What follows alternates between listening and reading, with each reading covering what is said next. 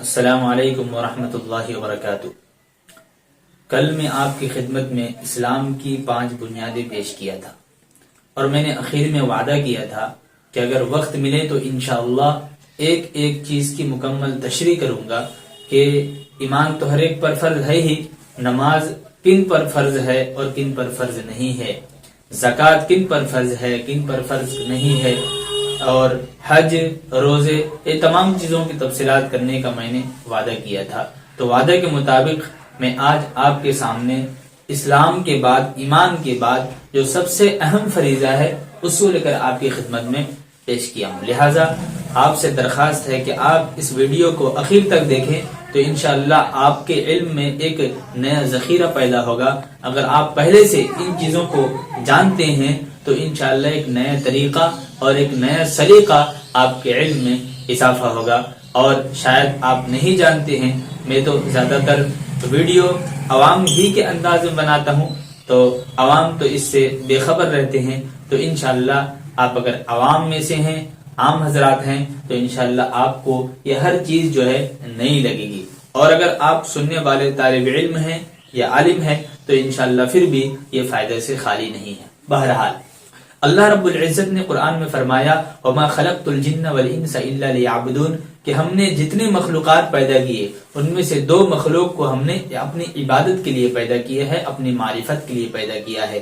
ایک ہے حضرت انسان اور دوسرا جنات۔ انسان، انس اور جنس کو اللہ رب العزت نے اپنی عبادت کے لیے پیدا کیا ہے۔ اب ہم چونکہ انسان ہیں، جن سے انس ہیں، لہٰذا ہم انسان ہی کو گنائیں گے۔ سب سے پہلے میں نے اوپر لکھا کہ انسان، اب احکام کے اعتبار سے انسان کی 2 قسمیں ہیں، ایک ہوتا ہے مسلم اور دوسرا انسان ہوتا ہے کافر۔ اگر ایمان ہے تو مسلمان کہے گا، ایمان سے خالی ہے تو کافر کہے گا۔ ہمیں کافروں سے کوئی بحث نہیں ہے، کیوں کہ جب تک وہ ایمان جیسی دولت، قیمتی دولت کو قبول نہیں کرتا ہے، جب تک اس کے اندر یہ دولت نہیں آتی ہے، تب تک اس کے ساتھ ان چیزوں کی چھیڑخانی نہیں کی جائے گی۔ بہرحال اب انسان میں سے پہلی قسم جو ہے وہ مسلم ہے۔ اب ہم دیکھیں گے مسلمان پر جو ہے نماز، روزے، حج، زکوٰۃ، مسلمان شریعت کا مکلف ہوتا ہے، شریعت کا پابند ہوتا ہے، لیکن سب مسلمان نہیں۔ 6 قسم کے مسلمان ایسے ہیں، 6 قسم کے مسلمان ایسے ہیں جن پر نماز فرض نہیں ہوتے، یعنی ان کی نہ قضا کرے گا اور جو ہے ان کی قضا کرنا اس کے اوپر واجب نہیں ہے۔ بہرحال نمبر 1، نابالغ بچہ۔ بچہ اگر نابالغ ہے، چاہے بچہ ہو چاہے بچی ہو، میل ہو چاہے فیمیل ہو، جب تک وہ نابالغ ہے تب تک وہ شریعت کا مکلف نہیں ہے، کوئی چیز اس کے اوپر واجب اور فرض نہیں ہے، نہ نماز، نہ روزہ، نہ حج، نہ زکوٰۃ۔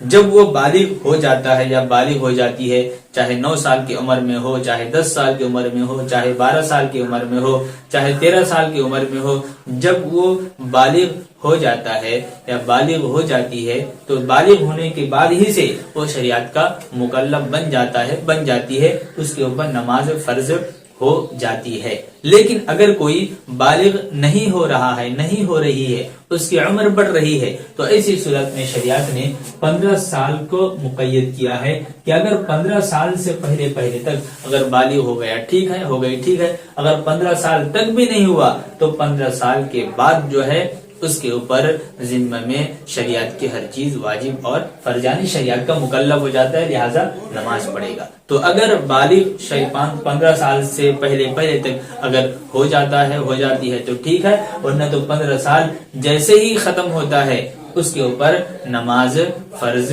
اور ہر چیز فرض اس کے اوپر ہو جاتی ہے، لڑکا ہو چاہے لڑکی ہو۔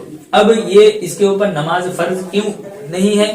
وجہ اس کی یہ ہے کہ انسان جب تک عقل کے اعتبار سے کامل نہیں ہوتا ہے، جب تک اس کو شعور نہیں آتا ہے، تب تک جو ہے وہ شریعت کا مکلف نہیں ہوتا ہے۔ اب ایک بچہ نابالغ سے بلوغیت سے پہلے جو ہے وہ اس کا شعور صحیح طور پر نہیں ہوتا، اس وجہ سے شریعت نے شعور کے لیے بلوغیت کے حد کو متعین کیا ہے کہ بالغ ہونے سے پہلے تک اس کی عقل صحیح نہیں ہوتی ہے، مضبوط نہیں ہوتی ہے، اور بالغ ہونے کے بعد وہ کامل العقل ہو جاتا ہے، لہذا وہ شریعت کے احکام اس کے اوپر نافذ ہوتے ہیں۔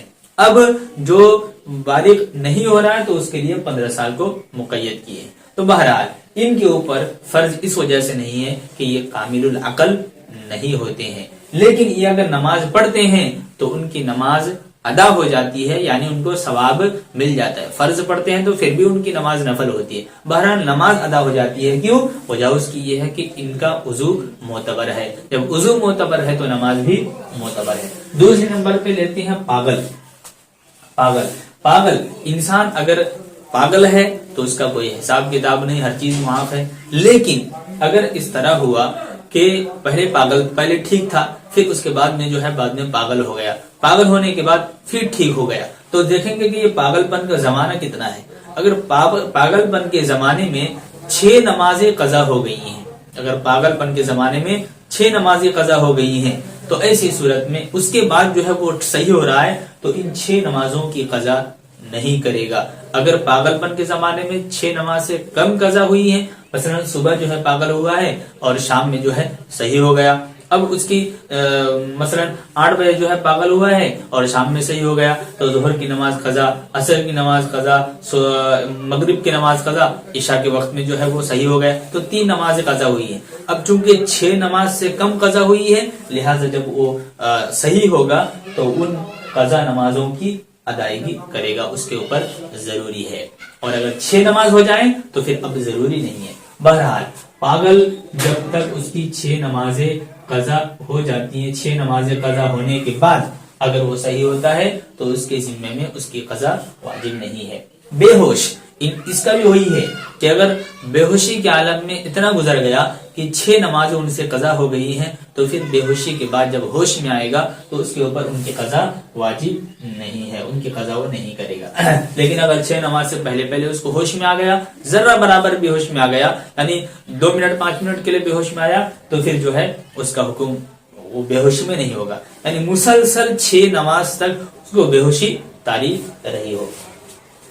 اب یہ بے ہوشی اور پاگل پن دونوں کا حکم یہ ہے کہ 6 نمازیں ان سے قضا ہوئی ہو تو ان کی قضا واجب نہیں ہے، لیکن اس میں ایک تفصیل ہے کہ یہ بے ہوش اگر صحیح حلال طریقے سے ہوا ہے، مثلا کوئی دوائی کھا لیا بے ہوش ہو گیا، یا سخت بیماری میں بے ہوش ہو گیا، یا گر گیا پڑ گیا ہو گیا بے ہوش ہو گیا، اب بے ہوشی میں یہ زمانہ گزر گیا تو اب اس کے لیے یہی حکم ہے۔ لیکن اگر کوئی شراب پی کر بے ہوش ہو رہا ہے، گانجا پی کر بے ہوش ہو رہا ہے، کوئی اور حرام چیز کھا کر، نشہ آور چیزیں کھا کر بے ہوش ہو رہا ہے، تو ایسی صورت میں اس کے اوپر یہ چھوٹ نہیں ہے۔ اگر وہ 3 دن کے بعد بھی اگر وہ ہوش میں آتا ہے تو اس کے لیے وہی حکم ہے کہ ساری نمازیں وہ قضا کرے گا۔ اگر وہ بے ہوش ہو جاتا ہے نشہ کے بعد، انسان کھا کر تو نشہ آور ہو جاتا ہے، ٹھیک ہے، اس کی نماز وہ قضا کرے گئی، لیکن اگر وہ بے ہوش ہو جاتا ہے، اگر کوئی نشہ میں ہے تو اس کے ذمے میں کیا کہتے ہیں، قضا ہے ہی۔ نشہ میں اگر کوئی 1 سال بھی رہا پھر بھی کیا کہتے ہیں کیا ہو گیا کہ پھر 1 سال کے بعد صحیح ہو گیا تو اس کے اوپر قضا۔ لیکن یہ بے ہوش کے بارے میں کہہ رہا ہوں کیونکہ بے ہوش میں انسان کبھی کبھی زیادہ طور پر حلال طریقے سے بے ہوش ہوتا ہے، اس وجہ سے میں نے اس کا تذکرہ کیا ہے۔ نمبر 4، حیض اور نفاس۔ یہ 2 چیزیں جو عورتوں کو جو مہینے میں کچھ دن تک ناپاک رہتی ہیں، اور نفاس یعنی ولادت کے بعد جو نفاس کا زمانہ چلتا ہے، تو جب تک یہ دونوں زمانہ چلے گا تب تک وہ نماز نہیں پڑھے گی، اس کے بعد نماز پڑھے گی۔ اب ان دونوں کے زمانے میں جو نماز قضا ہوئی ہے ان قضا نمازوں کی ادائیگی واجب نہیں ہے، قضا نمازوں کی ادائیگی نہیں کرے گی۔ نمبر 6 پہ ہے مرتد۔ مرتد کا کیا مطلب؟ مرتد کا مطلب یہ ہے کہ حالت ارتداد میں، یعنی ایک انسان مسلمان ہوا یا مسلمان تھا، پھر وہ کافر ہو گیا، کافر ہونے کے کچھ دنوں کے بعد پھر وہ مسلمان ہو گیا، تو بیچ میں جو کفر کا درمیان میں کفر کا زمانہ ہے، اس کو کہتے ہیں حالت ارتداد کا حالت ارتداد۔ اب حالت ارتداد میں جو زمانہ گزرا ہے وہ اس زمانے کی قضا وہ نہیں کرے گا۔ مثلا 2 دن کافر رہا، پھر وہ اللہ نے اس کو ہدایت دے دی، تو اب یہ 2 دن کی جو نمازیں اس کے اوپر قضا ہوئی ہیں ان قضا نمازوں کی ادائیگی نہیں کرے گا۔ تو یہ 6 قسم کے مسلمان ایسے ہیں جن پر نماز قضا نہیں ہوتی ہے، جن پر نماز فرض نہیں ہوتی ہے۔ اب میں آپ کو اصل چیز جو بتانے والا ہوں کہ کن لوگوں پر نماز فرض ہے، تو بس اس سے آپ نکال دیجئے، 2 ہی لوگ بچیں گے۔ ایسا انسان جو عقل والا ہو، ایسا انسان جو عقل والا ہو، اس پر نماز فرض ہے۔ ساتھ میں کیا؟ عقل والا ہے اور بالغ ہے، عقل والا ہے اور بالغ ہے۔ عقل والے کا مطلب یہ نہیں کہ ایک دم پورا بہت زیادہ ایک دم عقل مند، سائنس ایک دم دماغ نہیں۔ عقل والے کا مطلب یہ ہے کہ پاگل نہ ہو، اور بالغ کا مطلب یہ ہے کہ بچہ بچی بلوغیت سے پہلے نہ ہو، بلوغیت کا بعد کا زمانہ ہے یا پھر 15 سال کے بعد کا زمانہ ہے۔ اب یہ چاہے مالدار ہوں، چاہے غریب ہوں، چاہے دیہات کے رہنے والے ہوں، چاہے شہری کے رہنے والے ہوں، چاہے ان کو کپڑا میسر ہو نہ ہو، باہر صورت جو ہے یہ نماز پڑھیں گے۔ اب ایک چیز یہ تو ہو گئی بات، اب ایک چیز نئی چیز سکھانے والا ہوں۔ ایک ذہن میں کبھی سوال پیدا ہوتا ہے کہ یہ شکل بھی آ سکتی ہے نماز کے قضا کرنے کی۔ مثلا ایک انسان صحیح سالم ہے، سب کچھ میسر ہے، لیکن ایسا ہوا کہ کوئی دشمن ان پر بندوق جو ہے تانے ہوئے ہے اور تلوار کھینچا ہوا ہے کہ اگر تو نماز پڑھے گا تو تیری جان لے لوں گا، تیری گردن اڑا دوں گا۔ اب ایسی صورت میں ساری چیزیں مہیا ہے، لیکن اس کے باوجود اشارے سے بھی نماز پڑھنے پر قادر نہیں ہے، تو ایسی صورت میں وہ کیا کرے گا؟ جب تک یہ حالت رہے گی، حالت اضطرار، تب تک تو نماز نہیں پڑھ سکتا ہے، کیونکہ جان کو بچانا بھی فرض ہے، اور کیا کہتے ہیں، نماز چھوڑنا اس کے لیے جو ہے اس وقت حکم ہو جاتا ہے۔ اب یہ حالت جب ختم ہو جاتی ہے، جب وہ با اختیار ہو جاتا ہے، نماز پڑھنے پر قادر ہوتا ہے، تو جتنی نمازیں ان کی چھوٹی ہیں ساری نمازوں کی قضا وہ کرے گا۔ ہاں البتہ یہ ہے کہ ان پر جو ہے گناہ نہیں ہوگا، کیوں کہ اس نے اپنے اچھا سے، اپنے ارادے سے اور جو ہے چاہتے ہوئے اس نے نماز کو نہیں چھوڑا ہے۔ بہرحال یہ چیزیں ہیں، ان کو آپ کو یاد رکھنا ہے، اور یہ چیزیں ایسی ہیں جو آپ کو سیکھنا بہت ضروری ہے۔ یہ آپ کے لیے ایک نیا ذخیرہ ہے اور آپ کے لیے ایک نیا علم ہے۔